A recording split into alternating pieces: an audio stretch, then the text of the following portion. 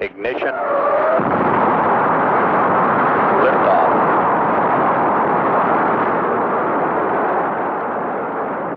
Lift flight clock start. 163908. This looks good. Flight. Roger, booster. Roger, clock start. Fuel pressure running a little high. Roger. Roger. Stand. How's it looking, guidance? It's looking good, flight. Roger. Go, Fido. Slightly low, no problem. Roger, Fido. How about you for stage tanks? Tanks are go for staging. Roger, Capcom. We're go for staging. Staging. Roger, staging. How's our thrust look, booster? That thrust is looking a little high, flight. Roger. Okay, status check, booster. Go. Retro. Go. Fido. Go. Guidance. Guidance, you go. Stand by one, flight. Surgeon. Go. Ecom. Go. GNC. Go. How do you stand, guidance? I go, flight. Roger, Capcom, we're go. Early shutdown. We have a SECO here, flight. Roger. Shut down. Flight Fido, we had cut off. Stand by. Roger, Fido. Standing by for avions. WI is counting over 300 feet per second. 72 and 95. 72 is 2. Flight Fido, we're no-go. Roger. Capcom, we're no-go. Way low. Capcom, we're no-go. Roger, you are no-go. No-go. Retro, you got a time here? Roger, flight. Area Charlie at 9 plus 20. Fall angle on the retro, 7 degrees. Recovery for flight. 7 on the retro. Flight. Roger, we had a 4 here. We're going for area Roger. Charlie. We'll be retro firing at 9 plus 20. Roger, flight. Can you give me some weather and access times in that area, please? No swells, and your call sign Rescue 1, the destroyer is the low. 5, 4, 3, 2, 1. Retro fire. Roger, fire 1. Rocket 2.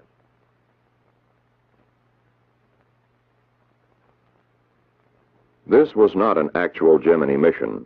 Nobody left the ground. Gemini did not abort. We have simply edited together an isolated launch with shots of the flight controllers simulating that launch. The flight was simulated from an adjacent room in the Mission Control Center, Houston, and like many other things in the space age, flight simulation is done by computers. The primary and backup crew for Gemini VIII will undergo 11 days of such simulated flights before launch day, March 16th. Early in the program, experts sit down and analyze the Gemini VIII flight. They know it is a 3-day mission. Its primary purposes include rendezvous in space with an Agena target vehicle, the first docking in space, and a 2-hour spacewalk by pilot David Scott. The experts then devise problems that could occur, some simple, some quite challenging. They feed these problems into a computer and sit back and see what happens, perhaps with a little glee. At any rate, the crew in the simulator and the controller at the console are given the problem. Both must respond correctly. About 90 problems will be run for the Gemini VIII mission. On the schedule are 2 days devoted to the Agena target vehicle, 4 days devoted to network simulations, and 2 days scheduled for running re-entry simulations, including emergency re-entries. 11 days of problem solving. Most probably none of them would turn up during the flight. But if one should, the crew and the 5,000 people in the ground network that support these 2 men would be ready. Several days before Gemini VIII will leave the ground, the USS Boxer steams toward the primary recovery zone where the mission will normally end. It begins training its complement of officers and men in recovery operations. Instead of launching amphibious strike missions, the Boxer now launches helicopters for search and retrieval of astronauts. On board is the commander of the Western Atlantic Recovery Forces, known as Task Force 140.3. 2 ships, 6 helicopters, and 6 aircraft are assigned to this task force. All 5 manned Gemini flights to date have been recovered as planned in the primary zone. Still, 10 more ships, 54 aircraft, and 5,000 additional men will be deployed at different stations around the world for recovery. There are 9 other planned landing areas lying within the 3 major zones of the Eastern Atlantic, the Mid-Pacific, and the Western Pacific. In the Western Pacific, the USS Leonard F. Mason, a destroyer, begins exercises on the retrieval of a boilerplate model of the Gemini spacecraft. The Mason will cover 3 landing areas within Zone 3. It will be backed up by aircraft from Okinawa and Japan.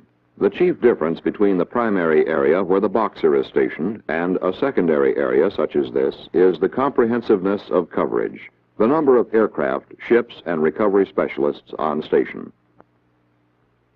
In addition, a special launch abort area covers the landmass and immediate offshore areas at Cape Kennedy. Recovery teams go out before the astronauts enter the spacecraft in case of an ejected abort from the launch pad or shortly after liftoff.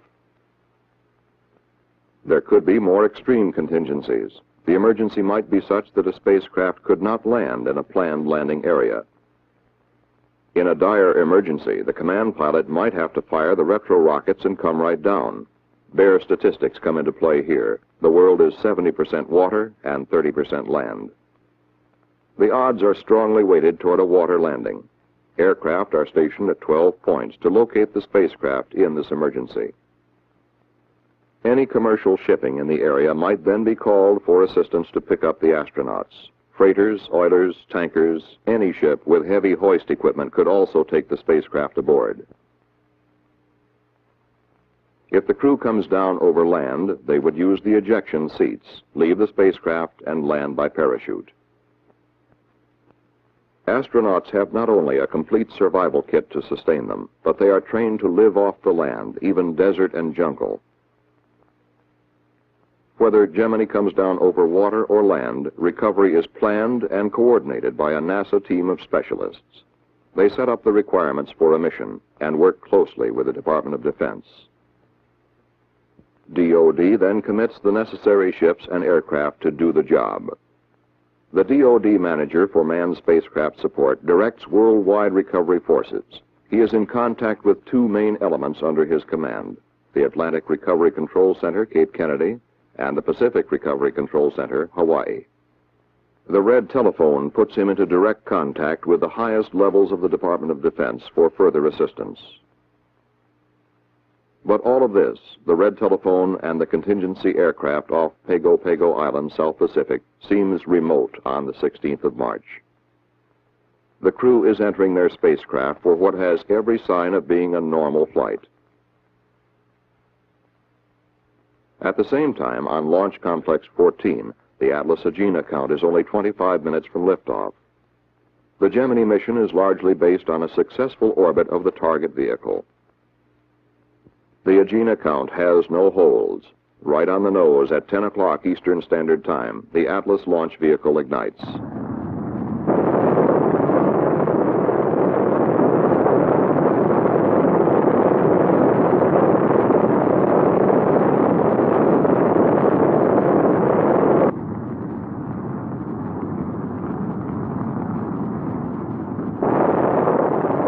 Atlas has 3 main propulsion engines which ignite at liftoff. 2 are booster engines and 1 is a sustainer engine.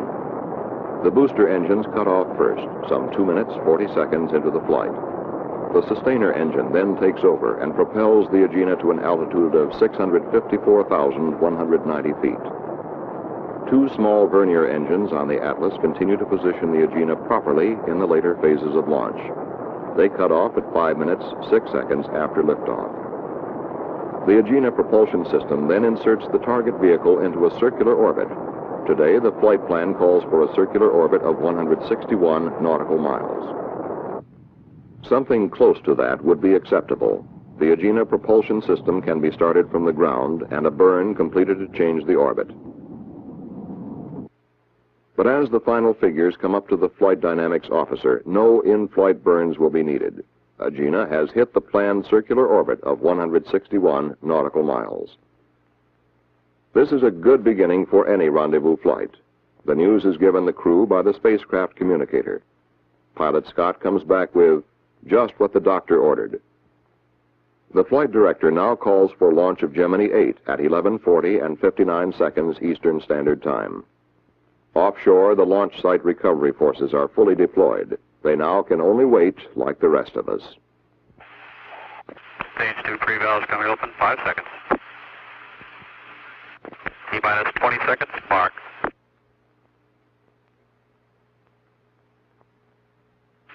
Ten, 9, 8, 7, 6, 5, 4, 3, 2, 1. Ignition. Lift off. Roger, clock, Gemini.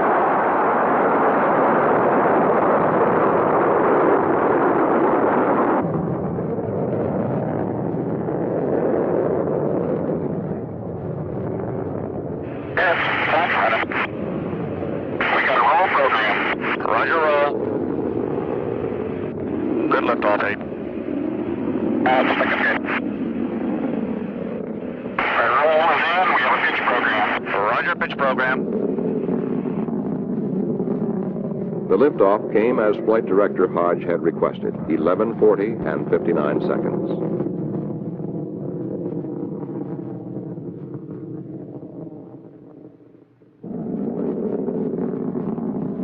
Gemini 8 goes into the clouds high above Cape Kennedy.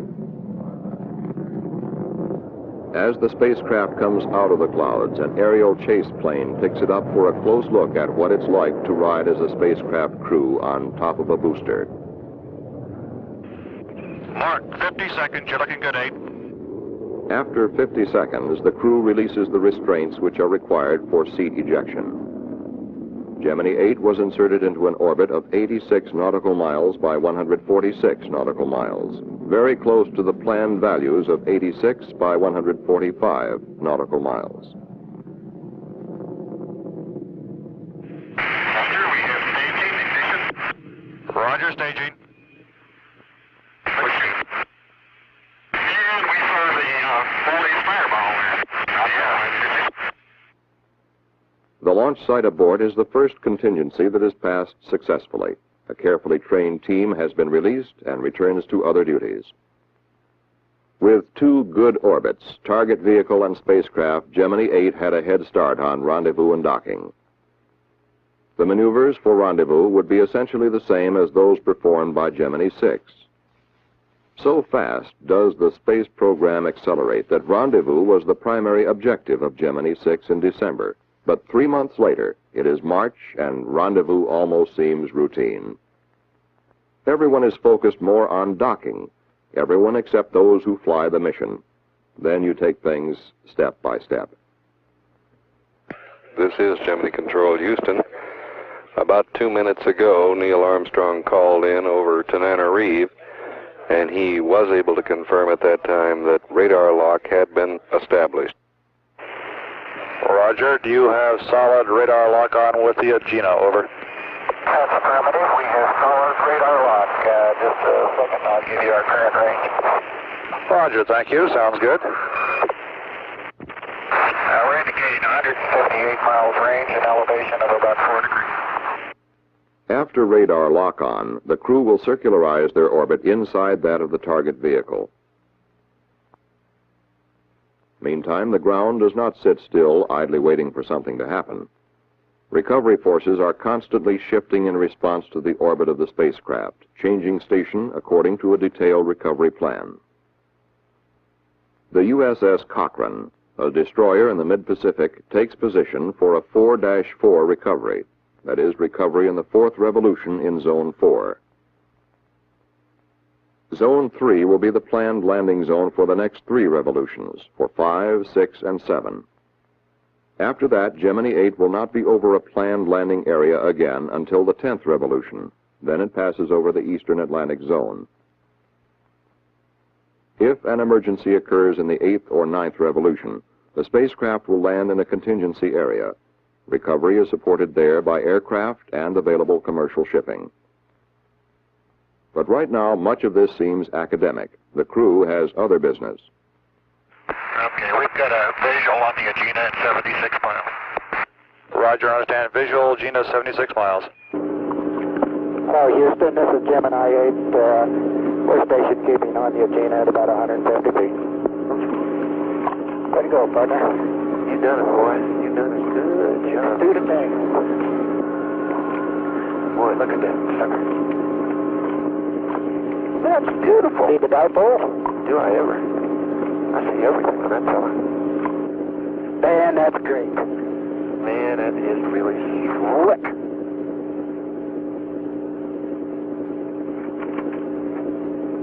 A bit of all right. Okay, the first thing we really have to do, platform parallelism, 650 to 710. And they're giving us the SPC loaded yaw maneuver. It looks like at nominal time.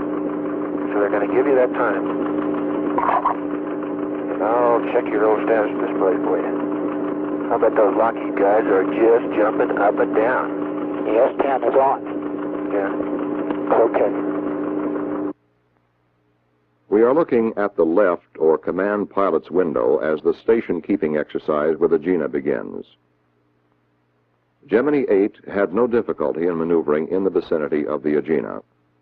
The onboard film, as in past flights, was at 6 frames per second and is being projected at 4 times that speed. After station keeping for 35 minutes, Command Pilot Armstrong begins to move in closer to Agena, preparing his final docking approach. Both vehicles are traveling at approximately 17,500 miles per hour. We are looking at the target docking adapter end of the Agena. The command pilot makes a docking approach by applying very small thrust increases to Gemini VIII. The maximum velocity difference between the two vehicles at docking will be about 1 foot per second. When the command pilot is about 2 feet from the Agena, he will pause until he gets a go from the Rose-Knot Victor. The double check has been completed. Okay, Gemini VIII, we have TM solid. You're looking good on the ground. Go ahead and dock. Okay. I think we're going to hold off on this SPC thing until he does get docked. Okay, go ahead with your memory compare. Roger. Let us know what you get out of that.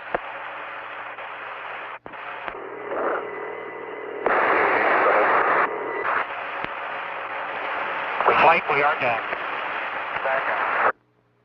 That was it. 2 vehicles docked for the first time in space. Shortly after docking, the crew was slightly surprised when Jim Lovell, the spacecraft communicator, checked in with this caution. Roger, 8, reading you loud and clear. I have some information for you. Ready to copy? Stand by. What kind of information is it? If you run into trouble and the attitude control system of the Agena goes wild, just send in command 400 to turn it off and take control of the spacecraft. Did you copy that? Roger, we understand. It was a routine check. You punch 400 into the onboard computer. This automatically turns off the attitude control system of the Agena. If the problem is Agena control, that ends it. Minutes later, Gemini VIII passed out of communications range beyond the island of Madagascar. The crew was preparing to begin a series of docking exercises. And the Mason was between stations. It had left 5-3 and was headed for a 6-3 recovery zone. Since we were in the 5th revolution, the retrofire experts were routinely updating their retrofire times. These are usually planned for 6 revolutions ahead and stored in the onboard computer. It was about this time that Jim Lovell almost qualified as the space prophet of the year. For 7 hours after liftoff and 27 minutes of normal docking, an excessive yaw and roll motion occurred. The crew punched up 400, but the trouble was not in the Agena. Unable to find an immediate answer, Mr. Armstrong undocked. The roll rate continued to build up, reaching about 1 revolution per second. Struggling to regain control, Mr. Armstrong was forced to fire the re-entry thrusters and gradually reasserted control over the spacecraft. Neither crewman experienced any loss of orientation. Gemini never approached a critical structural strain. Once the re-entry thrusters are fired, there is the possibility of fuel leakage in orbit, leaking of fuel essential for re-entry. The flight had been highly successful through 27 minutes of docking, but final action rests squarely on the shoulders of this man, the flight director. A decision came quickly. Fuel readings were too low. Abort. That was the first decision. Others follow. Where do we recover? A stream of facts flow into Flight Director Hodges' console. Exact orbital position. Weather in the Pacific. Available daylight in recovery zones. And the whereabouts of the USS Mason. A destroyer which had repetitiously practiced picking up a boilerplate model of Gemini in the waters of the Pacific came into its own. Millions of people suddenly learned that it existed. With Gemini stabilized in flight, there were several advantages to delaying re-entry for another orbit. The retrofire officer would have an exact reading on retrofire times, and the crew could prepare for re-entry, and aircraft could be on station at splashdown. This is the way it would be. The NASA coordinator leans over toward the DoD console. We want to recover in 7-3. The DoD manager immediately punches the button which puts him in contact with Pacific Recovery Control, Hawaii. Hawaii alerts the captain of the Mason. He swings around and heads for 7-3, making 30 knots. Search aircraft scramble from Okinawa. They will be over the predicted landing point 10 minutes before the spacecraft splashes down. As Gemini 8 begins its 7th and final revolution, weather is excellent in the splashdown area. The crew is busy. The command pilot has time for only this brief reflection. I'd like to argue with them about going home, but I don't know how we can. That was all. Gemini 8 sweeps past Ascension Island. Retrofire will come up over Kano, Nigeria. Air-to-ground communications are broken, but the rockets fire right on the nose. The crew begins their descent through the atmosphere. This is the view they will see for a long time, the high peaks of the Himalayas. After these forbidding mountains, the sweep of the Pacific will look friendly and hospitable. Waiting for Gemini 8 are rescue aircraft circling in the landing area, ready to pick up an electronic signal from the spacecraft. 2 aircraft from Okinawa were originally assigned here, but 5 others were quickly alerted and added to the recovery team. When Gemini 8 is only 3 miles away, a C-54 catches sight of it on the main landing parachute. After that, landing is almost routine, and Gemini 8 landed within 2 miles of the predicted impact point. The first pararescue swimmer in the water is Airman First Class Neal. Airman Neal is a veteran of combat rescue work and a good man to have on your side. He was quickly followed by 2 other rescue swimmers. It was early afternoon in the Pacific, but almost 11 o'clock at night in the Atlantic, where the USS Boxer had waited. The Mason, 3 hours away at splashdown, reached the area at 3:17 p.m. local time. Crew and spacecraft, both in good shape, were soon aboard. Within 72 hours, NASA scientists would pin down the source of trouble. A short circuit in the wiring of the number 8 yaw thruster had caused it to fire erratically. The possibility of this failure recurring is slight, but a master switch has now been added to the Gemini spacecraft. The crew can throw this switch and cut off all power to the attitude thrusters in any future flight. Once the difficulty was corrected, we could take time out to realize that Gemini 8 had brought us closer to lunar exploration by demonstrating the first successful dock in space.